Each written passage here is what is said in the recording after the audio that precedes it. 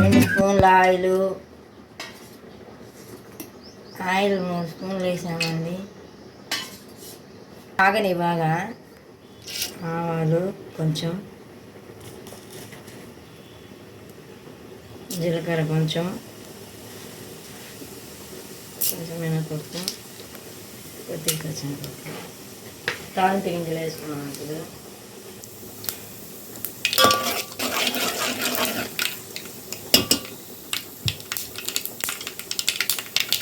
ఇది బాగా వేగాక టమాటా వేసుకోవాలండి. ఇప్పుడు మనం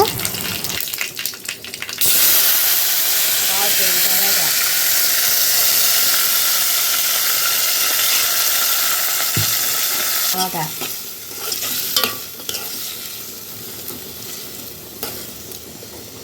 సింపుల్ అండి. ఇది ఇంకేం మసాలాలు కూడా పెద్దగా అవసరం ఉండదు. మూత పెట్టుకోవాలి, కొద్దిగా బాగా మగ్గని. అది తర్వాత గ్రీన్ పీస్ వేద్దాం. గ్రీన్ మూత తీసి చూద్దామండి మగ్గిందేమో. టమాటా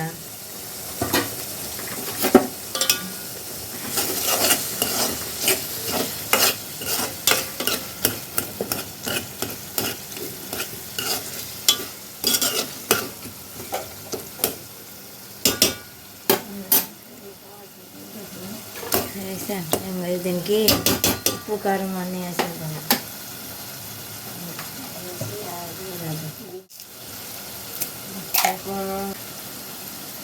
ధనియాల పొడి 1 స్పూను, కొబ్బరి పొడి 1 స్పూను, కారం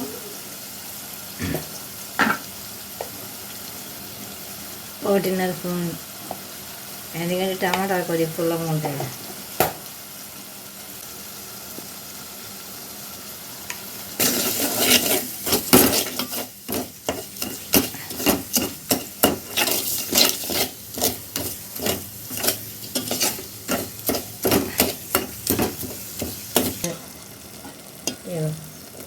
ఉడకబెట్టుకున్నాం కొంచెం. మనము ఉడకబెట్టిన పచ్చి బఠానీ వేసుకోవాలండి. ఇప్పుడు వేసుకొని ఒకసారి బాగా కలుపుకోవాలి.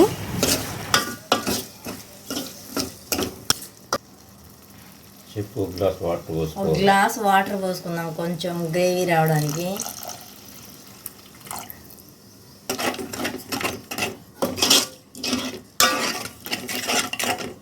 ఇప్పుడు మూత పెట్టుకొని మగ్గిద్దామండి, కొంతసేపు ఉడకనిద్దాము.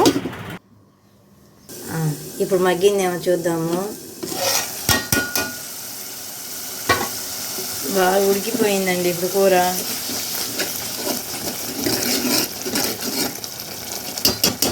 ఒక చిటికెడు గరం మసాలా,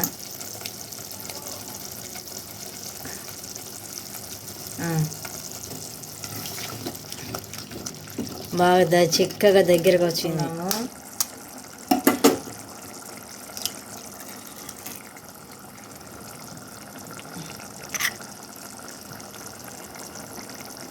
వదిలేస్తున్నాను నేను.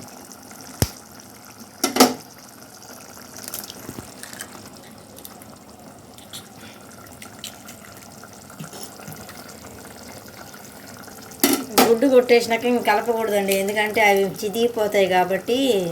ఇంక 10 నిమిషాలు అలాగే వదిలేస్తే అవి గట్టిగా ఉడుకుతాయి కొద్దిగా. ఇంకా మూత పెట్టుకుందాం. 10 నిమిషాలు ఆగినాక మళ్ళీ కలుపుకుందాం. ఒక 10 నిమిషాలు అయిందిగా గుడ్లు పొడిచేసి. ఇప్పుడు కలుపుకుంటున్నాను. కొద్దిగా మంట సిమ్ములో పెట్టుకొని. ఇప్పుడు గుడ్లు వస్తాయి.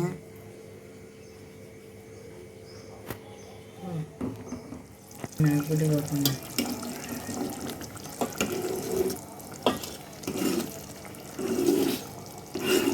మెల్లిగా అలా అనుకుంటే గుడ్డుగా ఉండిద్ది, చిదిరిపోకుండా. కూర ఉడికిపోతుంది, బాగా ఉడుకుతుందండి. గుడ్లన్నీ బాగా ఉడికాయి. ఇప్పుడు కస్తూరి మెంతి కొంచెం వేసుకున్నాం.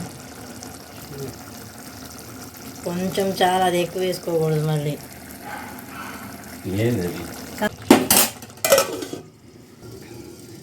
ఇప్పుడు కూర అయిపోయిందండి, బాగా ఉడికిపోయినాయి.